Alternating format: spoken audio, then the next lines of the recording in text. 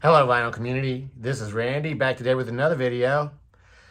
Today I'm taking on a daunting task.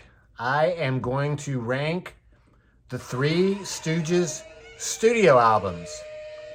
The Stooges, Iggy and the Stooges, American band from Detroit, or maybe Ann Arbor, Detroit, from Michigan area up there in the late 60s. They only produced three studio albums. The first one was called The Stooges. They were formed in 1967. The main guy, Iggy Pop, had been in a couple of bands before then. He was in The Iguanas, and that was a band from Michigan. And I happen to have one song in this Highs in the Mid-60s compilation. The Iguanas are pictured on the cover. There's Iggy right there. He was the drummer for the Iguanas. Later, he was in a band called the Prime Movers. And from what I've read, it sounds like the people in the Prime Movers started calling him Iggy because he'd been in the Iguanas. And then later on, I guess what I read is that some of the members of the Stooges started calling him Pop because he resembled some guy from around there. So his name became Iggy Pop, and he sort of adopted that as his stage name. So they were formed in the late 60s. The original members, in addition to Iggy Pop, were Dave Alexander on bass, Ron Ashton on lead guitar, and Scott Ashton on drums. That would be these three people, and I don't know which one of those is which. Later on, there were some changes. They picked up Steve McKay to play sax for their second album, Funhouse. Then after that album was recorded, I guess evidently Dave Alexander left the band, and Ron Ashton switched over to guitar, and they picked up James Williamson as the lead guitarist. James Williamson had been a friend of the other three band members there in Ann Arbor. So that's pretty much the band.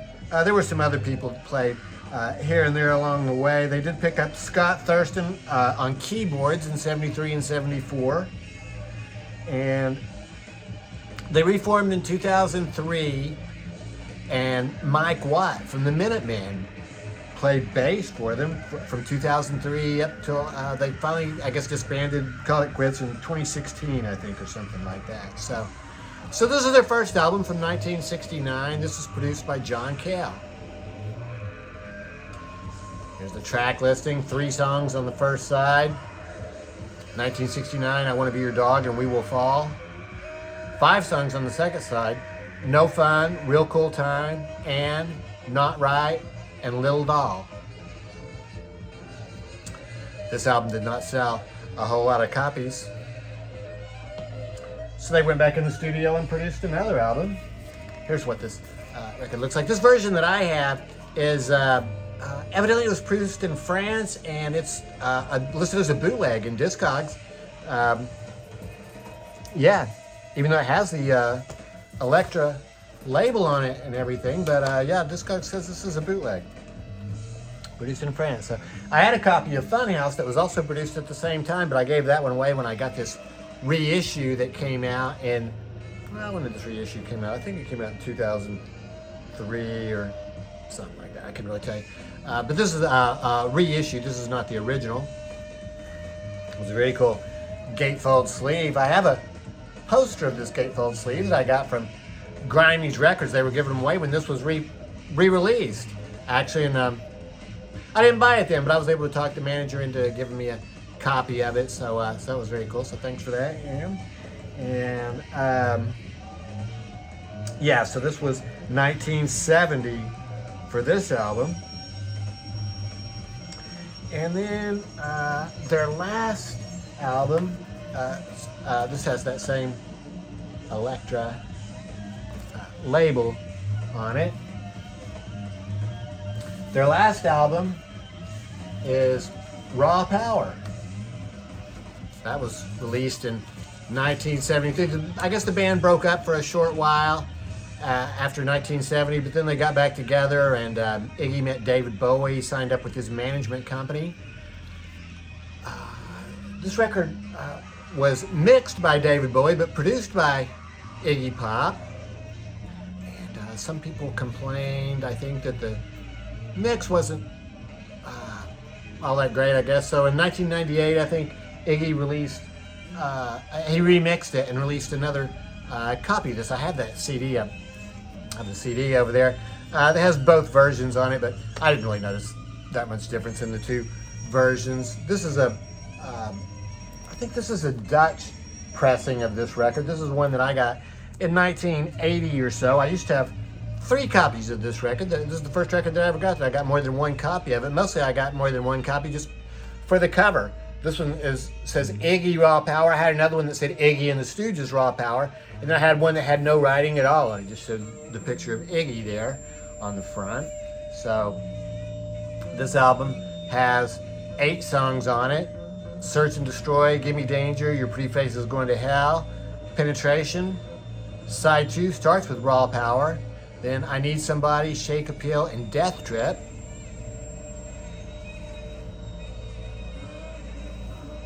Iggy Pop, I guess, takes credit for writing the songs on here. The first 2 albums, the songs were credited to the entire band. Produced by Iggy Pop for Main Man. Yeah. So that was released in 1973. There was a compilation that was released in 1980 called No Fun. That was the first Stooges album that I got. And that was really good. That combined all the best songs, well, I think the best songs from the first 2 albums. And I don't have that record anymore. It would be a cool one to have. So that one included 1969, I Want to Be Your Dog, No Fun, Real Cool Time, Down on the Street. Well, what else was on there? I think Blues, TDI, Dirt, and 1970. So it's a pretty good sampler. I don't have that one anymore, but I highly recommend that one to you if you ever come across it. And let's see, what else can I tell you here? So 1972 for Raw Power. There was, just a couple years ago, they released a deluxe edition of Funhouse. It was about like 6, a big box set. And Dead Wax 66 showed that entire box set and a video. This is just a 2-record set of the Stooges Funhouse sessions. What we're hearing in the background right now is side 4 of this, which is called Freak. So it's LA Blues, and it just goes on for the entire side. You can hear what it sounds like. And, this is like the Funhouse sessions. Here's this really cool picture. There's a video that's available online of Iggy Pop performing at the Cincinnati Pop Festival in 1970, and this is a picture from that. It's kind of like crowd surfing, except that he's actually standing up out there among the crowd. They're holding them up in their hands. You can see somebody, I think this is a jar of peanut butter right here, and he's getting ready to hand it to Iggy. Iggy smeared it all over himself, and I read online that Steve Baders, the singer for the Dead Boys, took credit for being the guy who actually handed him up the jar of peanut butter. So I guess that's true. And let's see. They had a live album in 1976 called Metallic KO, which was recorded on October 6, 1973 and February 9, 1974, even though on the back of this, on the record itself, it says that this is the last ever Iggy and the Stooges show, but it's actually part of a show from November and part of a show from October 73, and then part of the last show from February 9, 1974. I misspoke earlier. No Fun may have been the first studio album that I got, but the very first Stooges I ever heard was Metallic KO on an 8-track tape. I'd read about him in the music magazines and stuff, and you just really couldn't find the records in the record stores. But I finally came across an 8-track tape of Metallic KO, so I got that. That was the first Stooges I ever heard, and it was an eye-opening experience. I can tell you, this is a wild live album. It's really a lot of fun to listen to, though. This is probably my favorite Stooges album, and I guess the only thing I would mention to you is definitely not Safe for Work. And it's also very much politically incorrect. He says a lot of stuff on here that probably he wouldn't say today. But yeah, I think it's all very entertaining. I think if you take it with a sense of humor, you would probably enjoy that. That record is on Visa Passport record. I wanted to show you this. The Funhouse Deluxe Edition came on this sort of like translucent brown vinyl. There's actually one last live album that I have that came out just a couple of years ago on Record Store Day. Live at Goose Lake. This one was very disappointing. The sound quality on this was really bad.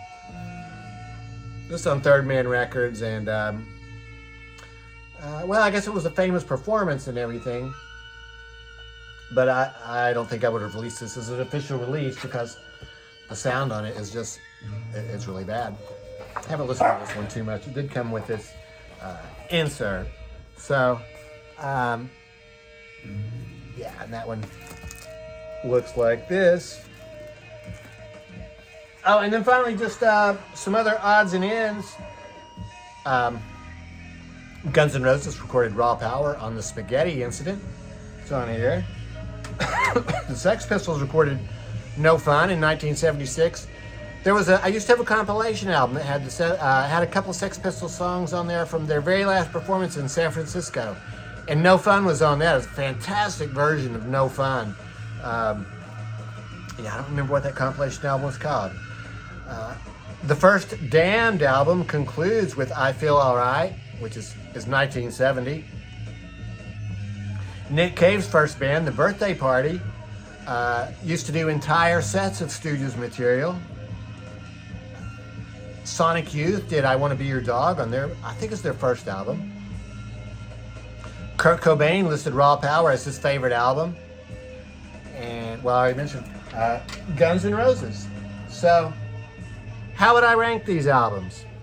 Well, my number 3 is going to be Stooges, the first album. These are all fantastic albums. I mean, I highly recommend any of these albums. But this album has We Will Fall for 10 minutes and 15 seconds at the end of side 1. And We Will Fall is really definitely my least favorite Stooges song. It's just a long, droning, really slow song. It seems like they just didn't have enough material to fill up the album. So that really drags it down for me. I would say also Anne on the second side is not a song that I care for a whole lot. And most of this album is fantastic. The 1969 I Want to Be Your Dog is just fantastic and No Fun. Yeah. And then Real Cool Time, yeah. Can I Come Over Tonight? What do you think I want to do? Well, that's right. We will have a real cool time tonight. Real cool time. Fantastic. So that's my number 3 choice. And number 2, I am going to have Funhouse. Fantastic album. I guess you might say that my complaint with this is sort of the same complaint as with the first one. It has the really long songs, Funhouse and LA Blues. Well, the two of them combined are 13 minutes long. Except the difference being that on this album, I really like them a lot. I like those long songs on here. And that's what's actually so cool about this compilation album, is it has all these long jams and everything. So this is really cool. But the studio version of this is fantastic too. And so it has Down on the Street, Loose, TVI, and Dirt on side 1. Side 2 is 1970. And like I say, Funhouse and LA Blues. Funhouse and LA Blues, a lot of sax on that. I think that's what we're hearing a lot of here. Stephen McKay. So that leaves us my favorite Stooges album. It's really no contest. It's got to be Raw Power. Absolutely fantastic album. 8 songs on here, and each one of them is absolutely fantastic. Streetwalking Cheetah with a Heart Full of Napalm. Pretty Faces Going to Hell. Ends Up with Penetration. The title cut, Raw Power, is just incredible. I Need Somebody, which is a slow song, but I really like it a lot, yeah. I Need Somebody Just Like You. ends up with Shake Appeal and Death Trip. Absolutely fantastic. So this has got to be my number one. Yes, that's it. I saw Iggy in concert a couple times. Saw him in about like 1980, I think, for the Zombie. I think it was the Zombie Birdhouse tour. It may have been the Party album tour. And I saw him again in 1987 in Berlin. Neither one of those times was with the Stooges. He had great bands both times, and both shows were great. That show in Berlin, I can tell you, by the end of it, they just cranked their amps up all the way. I mean, it was just absolutely loud. It was just all distorted, and it was fantastic. Really loud, and I probably wouldn't have made such a great recording, but it sounded great live. So that's it. That's my ranking for the 3 Stooges album. I'm interested to know how you would rank these albums. Controversial topic, I know. It's a tough choice. All 3 of them are so great. You really can't go wrong with any of them. I think the one I would recommend the most out of these 4 would probably be Metallic KO, because it's the most fun to listen to. So that's it. Let me know what you think about these. Let me know how you would rank them. And I hope everybody's doing well. Thanks very much for watching.